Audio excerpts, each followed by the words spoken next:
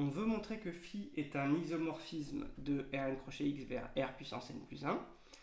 Alors, on va déjà montrer que phi est linéaire.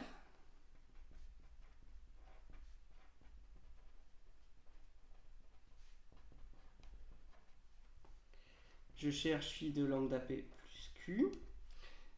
Donc, par définition, c'est ce n-uplet.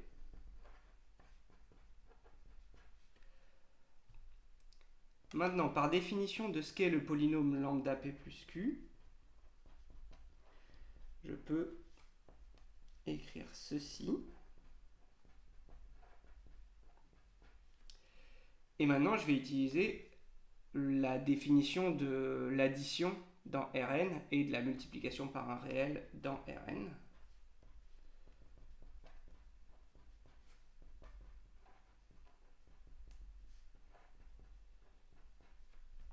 Et j'obtiens ceci.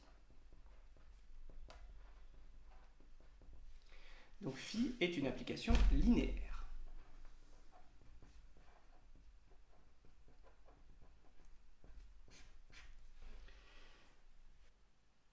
Maintenant, je veux montrer que phi est un isomorphisme, donc une bijection de Rn crochet x dans R puissance n plus 1.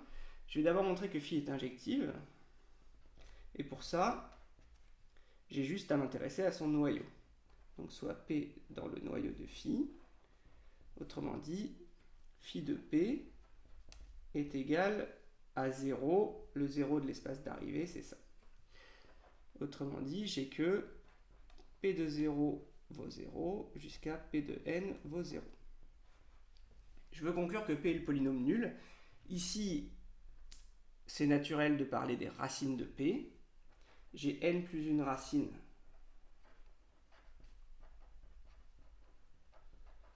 pour P. Mais P est un polynôme de degré inférieur ou égal à n. Donc, j'obtiens que P est égal à 0. Donc,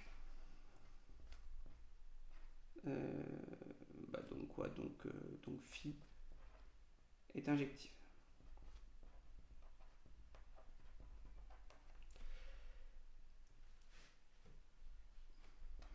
J'ai montré que le noyau de phi était réduit au singleton polynôme.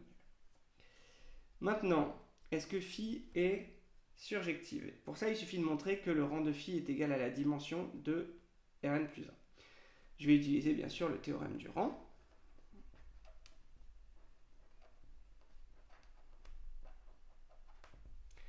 Qui me dit que la dimension du noyau de phi plus le rang de phi est égal à la dimension de l'espace de départ, Rn crochet x.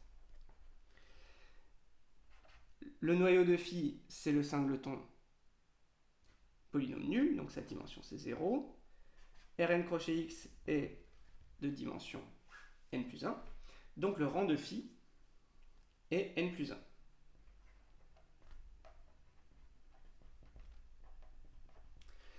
Et l'espace d'arrivée est de dimension aussi n plus 1. Donc le rang de phi est égal à la dimension de l'espace d'arrivée.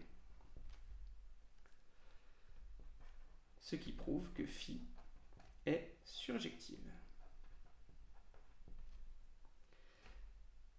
Donc injective, surjective et linéaire.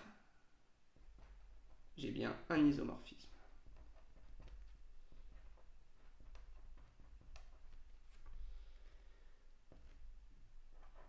Phi est bijective de Rn crochet x dans Rn plus 1.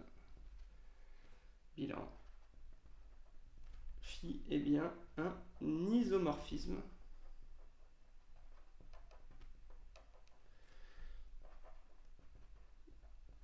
de Rn crochet x dans Rn plus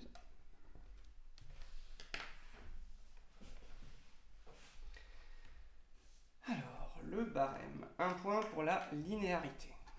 C'est assez facile.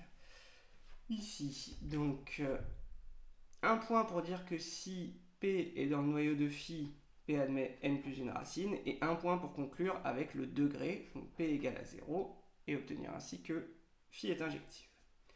Un point pour le théorème du rang bien cité, un point pour dire que le rang de phi égale à la dimension de l'espace d'arrivée, donc que phi est surjective, et un point pour conclure.